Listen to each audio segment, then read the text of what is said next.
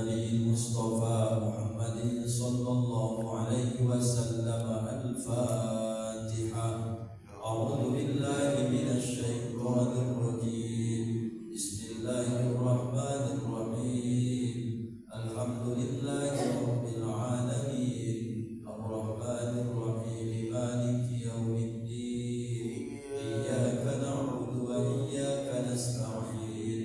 اهدنا الصراط المستقيم صراط الذين أنعمت عليهم غير المغضوب عليهم ولا الضالين. آمين. بسم الله الرحمن الرحيم. Assalamualaikum warahmatullahi wabarakatuh.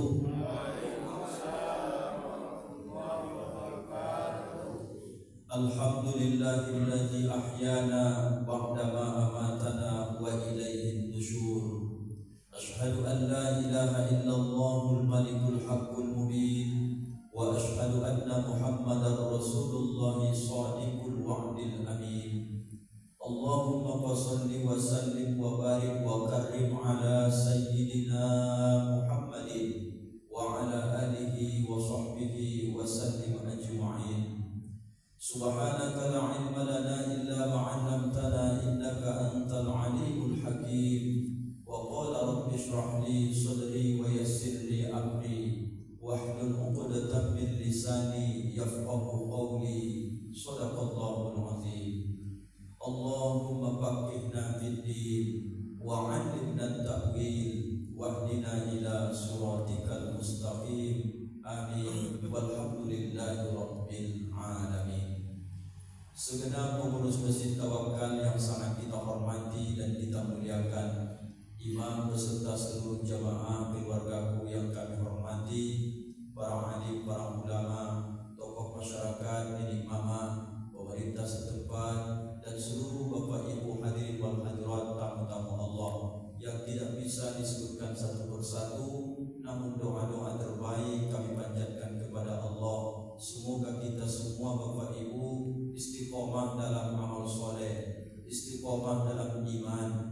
Mudah-mudahan tiba masanya besok kita semua mendapatkan derajat wafatnya husnul khotimah, dan dimudahkan Allah besok kita di padang mahsyar, dihisab, di mizan, selamat dari tijan suratul mustaqim, bertemu kembali insyaallah kita di dalam surga bersama Nabi Agung, Nabi mulia, Nabi Yuna Muhammad sallallahu alaihi wasallam. Allahumma salli wa sallim wa barik alaihi. Amin ya rabbal alamin. Bapak Ibu, apa kabar subuh ini? Sehat semua?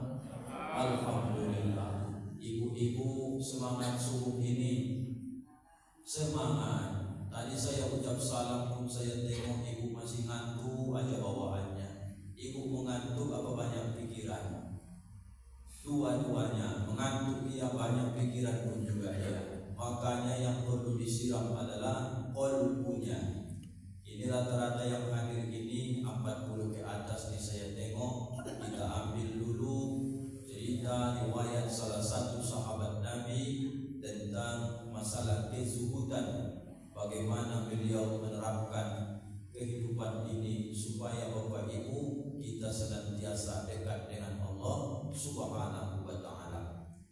Bapak Ibu, ada seorang sahabat Nabi yang termasuk terlambat juga masuk Islam, tahun kedua Hijriah, maknanya setelah Nabi hijrah ke Madinah. Beliau ini masuk Islam setelah peristiwa perang Badar. Maka yang terjadi perang di Madinah itu Bapak Ibu ada namanya perang Uhud. Bapak Ibu yang sudah Allah beri rezeki berangkat haji, berangkat umrah, pasti Bapak Ibu dibawa jalan-jalan ke Bukit Uhud.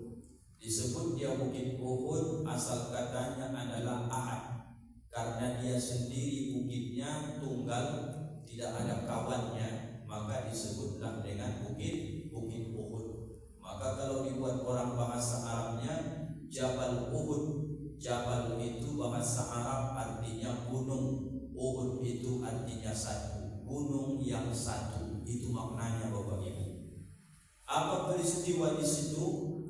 balas dendam orang kafir Quraisy yang di Makkah itu gara-gara mereka kalah berperang ketika di Makkah. Apa kata Abu Jahal, Abu Lahab, Abu Sufyan? Membalaskan dendam, kita akan berperang ke Madinah, kita kejar Muhammad beserta pengikutnya. Maka dendam ini Bapak Ibu, mereka sepakati mengirim surat, mengirim putusan bahwa kami akan datang menyerbu Madinah, kita akan berperang. Begitu isi pesan itu. Maka tawaran itu diterima Rasulullah. Daripada berperang nanti di pusat kota di dekat Masjid Nabawi, maka Nabi bawalah peperangan itu, bertemunya dua pasukan ini, yaitu di Jabal Uhud. Maka secara ringkasnya Bapak Ibu, setelah bertemu di Jabal Uhud, Nabi berpesan kepada sebagian para sahabat. Apa kata Nabi? Wahai sahabatku, kalian yang saya amanahkan untuk naik ke bukit Uhud, kalian ini adalah tim pemanah. Apapun yang terjadi nanti, seandainya pun kita sudah terpukul mundur musuh, kita menang, jangan pernah kalian turun sebelum mendapat instruksi ataupun apa-apa dari saya. Kata mereka, siap ya Rasulullah. Apa yang terjadi Bapak Ibu? Rupanya setelah separuh main, nampaklah orang kafir di banyak terbunuh, nampaklah banyak harta ghanimah, harta rampasan. Kuda-kuda perang masih hidup, harta rampasan perang, baju besi banyak. Tergiurlah mereka yang di atas pemanah ini, lupa mereka apa yang diingatkan oleh Rasulullah. Turun mereka ke bawah Bapak Ibu. Apa yang terjadi? Setelah turun mereka ke bawah, rupanya siasat orang kafir ini liciknya luar biasa. Setelah tim pemanah turun ke bawah, datanglah dari balik bukit Uhud itu pasukan kafir yang sangat banyak. Begitu mereka sudah masuk, pemanah tak ada lagi di atas, tinggal membantai orang Islam sajalah orang kafir itu. Maka ada yang berteriak, Muhammad sudah terbunuh, Muhammad sudah terbunuh. Makin patah semangatlah umat Islam. Tercatat Bapak Ibu dalam sejarah, maka ketika peristiwa perang Uhud berdarah, yang terbunuh syahid di situ salah satunya adalah paman Rasulullah yang bernama Hamzah bin Abdul Muthalib, paman Nabi Bapak Ibu. Apakah sekedar matinya seperti normal syahid? Tidak. Yang menumpak jantung Hamzah itu bernama Wahsy dan Hindun, kafir. Mereka tumpak dadanya Hamzah itu, mereka koyak Bapak Ibu, dicabut mereka dada isi dada ini, diambil mereka jantungnya, dikunyah mereka Hindun sama Wahsy itu. Saking bencinya mereka sama Islam. Maka membuat Nabi itu sangat sedih. Maka ada yang berteriak, Muhammad belum terbunuh, Muhammad masih hidup. Maka kembali semangat orang Islam, nampak Hamzah sudah terbunuh, maka kemudian terpukul mundur. Tercatat dalam sejarah perang Uhud, Nabi Muhammad itu kalah, dibantai oleh orang-orang kafir ketika itu. Itu peristiwa Uhud Bapak Ibu. Maka Bapak Ibu yang berangkat haji, berangkat umrah, sekali lagi sempatkan berziarah ke makam para syahid, para syuhada. Salah satunya di kaki bukit Uhud. Di situ dimakamkan Hamzah bin Abdul Muthalib, paman kandung Nabi yang sangat dicintai oleh Rasulullah. Ketika beberapa tahun peristiwa itu Bapak Ibu, apa yang terjadi? Masuk Islam pula lah si Wahsy ini. Dapat hidayah Bapak Ibu. Apa yang terjadi? Kata Rasulullah, begitu sudah masuk Islam, Nabi tak ada dendam.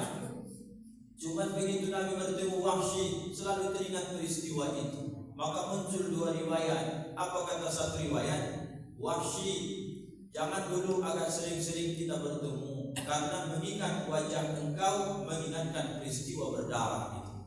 Satu riwayat menyebut, Wahsy, aku sudah maafkan engkau, kata Nabi, tapi nanti keluargaku tak semua bisa melupakan peristiwa berdarah itu. Bayangkan Bapak Ibu, sekelas Nabi pun kalau sudah sakit betul hatinya dibuat orang, berkaitan juga dengan orang yang dia cinta, Nabi kita pun juga sangat-sangat lapang dada memaafkan, tapi kalau bisa tetap menjaga jarak Bapak Ibu. Itu sekelas Nabi Bapak Ibu, apalagi sekelas kita.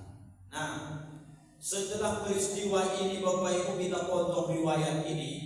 Siapa sahabat yang setelah peristiwa 2 tahun Nabi hijrah masuk Islam, itulah yang Bapak Ibu pernah mendengar nama Abu Darda. Itu gelar beliau, Abu Darda Bapak Ibu namanya, sahabat Nabi.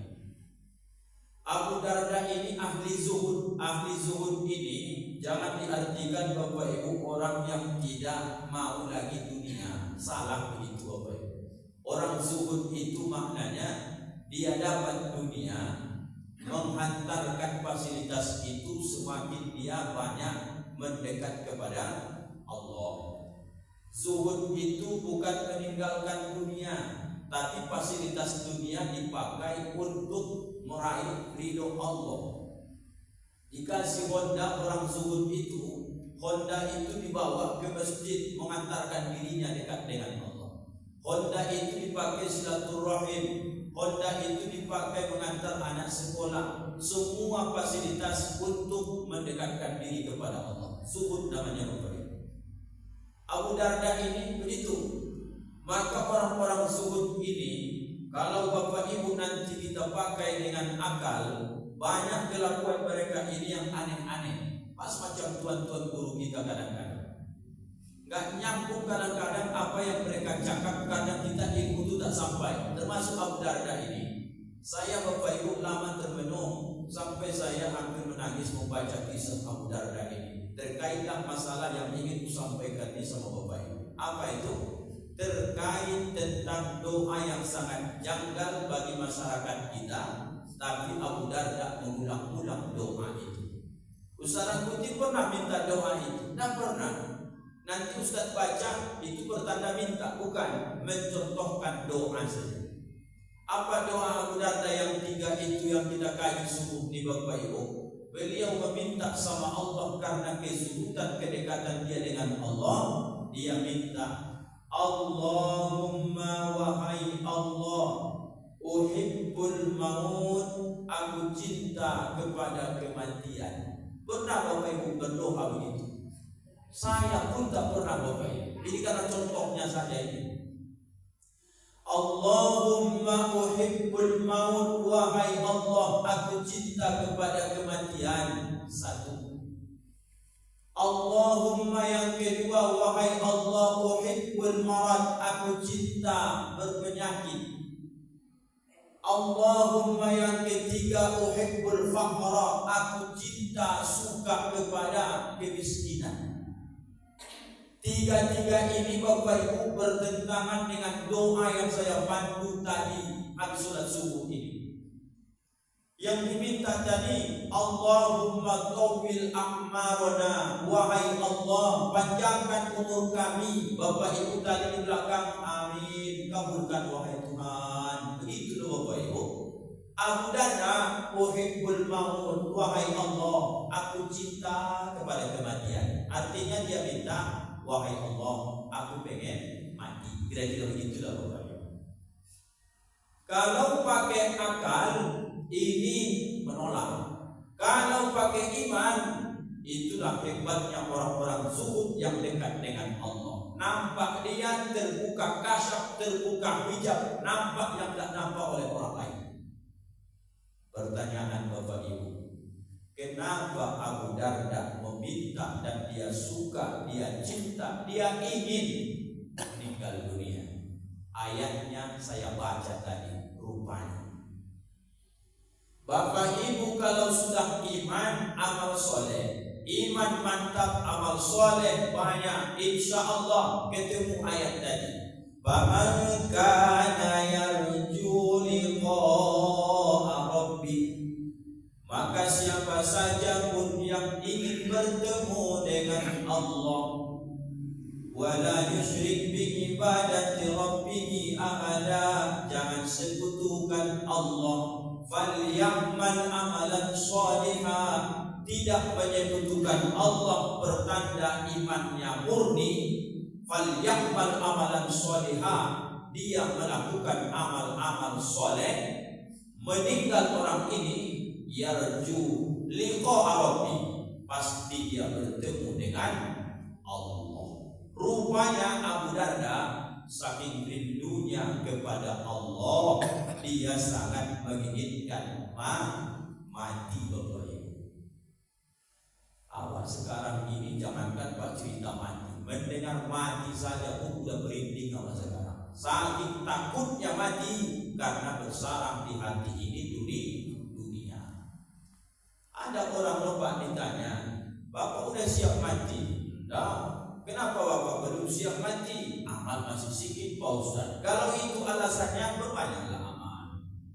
Bapak udah siap mati? Kalau bisa Pak Ustaz, jangan dulu. Apa sebab? Anak-anak masih kuliah bukan baru. Enggak ada urusan Pak. Mati pun kita, anak itu lanjutnya kuliah besok.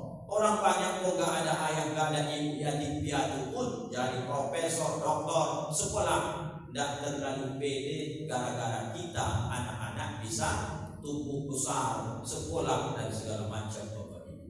Nampak Abu Darda, kerinduan dia, bahasa kitanya begini. Apakah Bapak Ibu di usia senja sampai hari ini, pernahkah Bapak Ibu langsung dapat